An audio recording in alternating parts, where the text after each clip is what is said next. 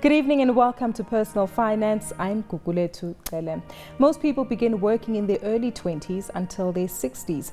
And in between those 40 plus years, your lifestyle, your family and your finances will undergo many changes. Deslin Naidoo, Head of Investment Research at Alexander Forbes, joins me now for a look at how to align your investment strategy with those changes. Good to have you with us as always, Deslin. Maybe a good starting point is obviously one needs to have a plan, and a plan that is adaptable to the different changes that you'll experience in your life. Everything starts with a plan, I believe. Even getting married. Yes. I think a lot of times people tend to avoid the questions of finance and financial health until they need to make some kind of big ticket decision, buying a car, buying a home, or even taking a significant loan. It's too easy to get credit these days. There's tons of retailers that will just get you signed on very, very quickly. But all of those things are not necessarily bad things. So if you look at your personal life as though it was a balance sheet and an income statement, and sort of look at the great companies of the world, there's always a balance between your consumption, your savings, your debt, and your asset gathering. So you actually need to look at these things holistically, and once you have that plan, it's about keeping that balance. So the same way a corporate can actually get into a lot of trouble and need to do fundraising and capital raising, you too that may happen to you too as well. When do these new realignments or reestablishment of what your goals, when does this actually need to take place? Does it happen with major lifestyle events like getting married, having a child, experiencing a divorce potentially? Obviously, these are all catalysts. For some people, I think girls are better off than boys. Girls, really? Of course. We like that. I think maybe I'm stereotyping here, but at the very beginning, while they're at school, they think of getting married and kids, and they have this view on how life's going to pan out. Guys don't. We tend to have this James Bond attitude to life, at least at the very beginning. So we have very little direction as to where we're going to go. So it all starts with having some form of direction in life, what it is that you want to achieve. Those tend to set your priorities and tend to establish principles which will guide not only your financial well-being, but the decisions you make and the choices you make between one asset and another, one way of lifestyle or consuming versus another, whether you like brands or you don't like brands, for that matter.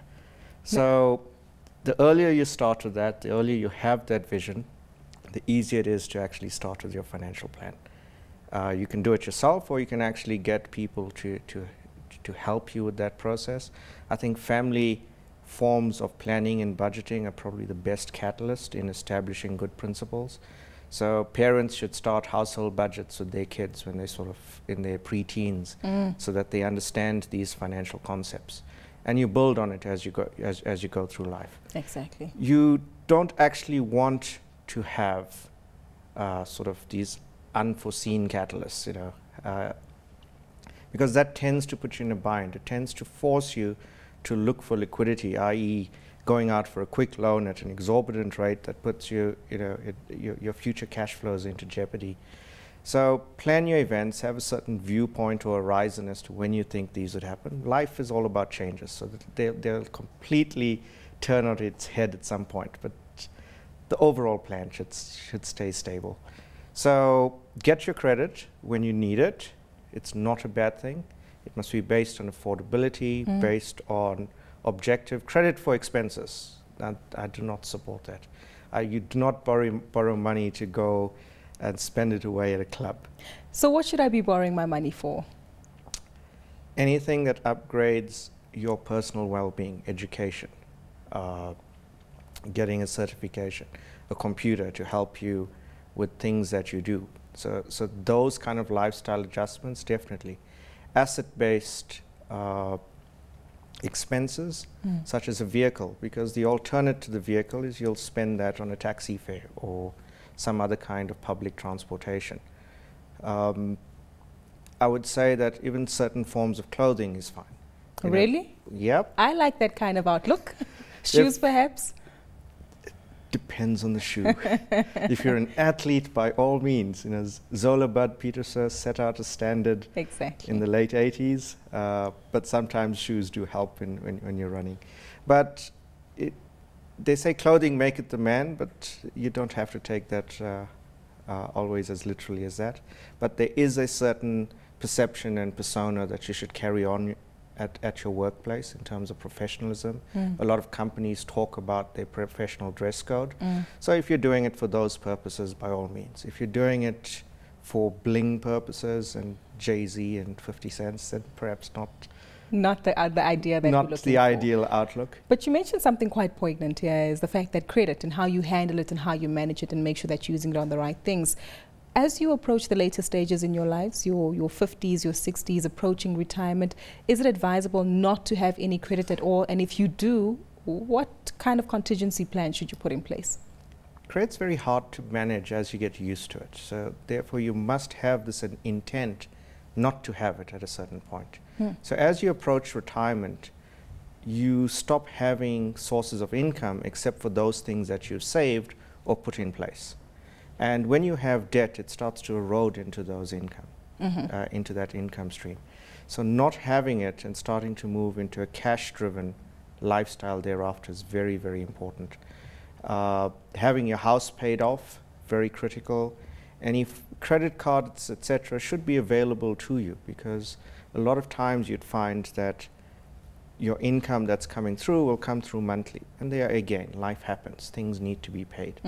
But you need to manage that consumption much more strongly when you are approaching retirement or post-retirement, because unless a cash flow comes through, you can put yourself in a serious bind, lose the assets that you've accumulated through the years, and you don't actually want that. Exactly.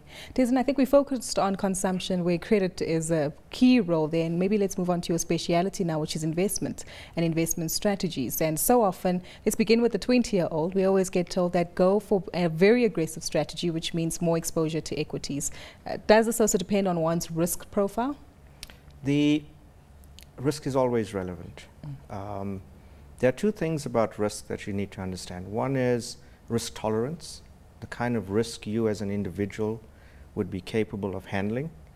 And then there's risk capacity. So it's got nothing to do with you, it's got everything to do with the asset base that you have. Can the asset base actually tolerate the risk that you're exposed to? So people talk about younger people having a higher tolerance for risk. That is correct, because you have a concept called time diversification. A lot of the events, risky events that take place in markets, you have the time to see themselves work out. So if you look at the 2008 crash, markets went down, individuals lost a significant amount of money. My father, in fact, was retiring in that period. Sure. He had no flexibility to actually adjust his investments or defer retirement or anything of that sort, and he had to suffer the consequences of that market crash. Whereas a 20-year-old or a 30-year-old, if he continued his savings pattern, what was exposed to the crash was a lot less than someone closer to retirement, and he has a lot more time to continue or adjust his contribution salary, contribution monthly to still rebuild his nest egg. In fact, markets have recovered significantly since then. Exactly. It's a question of whether you're retiring at that point or not. So how does this change then, the more aggressive strategy in your 20s and 30s that you allude to? How does that differ from your 40s and 50s, when you've got increased responsibilities, you've got children, some of them may be approaching the adult stages in their lives, and also parents that you might be maintaining, and some individuals happen to fall into that sandwich generation gap? Your contribution, your behavior is the first and most important thing about having a successful retirement. And two things contribute to the behavior. One, a continuous contribution from your salary into a retirement savings vehicle. The second is preservation. We live in a society where we tend to shift jobs quite often these days. And when we shift jobs, we look at, oh, the retirement plan's paying out. Let me take that and buy a car or pay off a house or consolidate my loan. Take a holiday, that's also quite common. Those are really bad things. And those two are behavioral traits that you can control. Where something is very, very critical, you're now in a serious debt trap. then perhaps under financial advice, and each person's individual circumstances will be different. There may be circumstances where using that amount to get yourself out of that trap and remove a lot of cash flow issues is important. But I would only do that under advice. I would keep my savings through, as you said, you've got 40 years of savings. Exactly. So between 60 and 65, you tend to retire depending on the company you're working for. And from our life, our mortality perspective, people are living to 85, 90, 95. That's anything from 20 to 30 years more.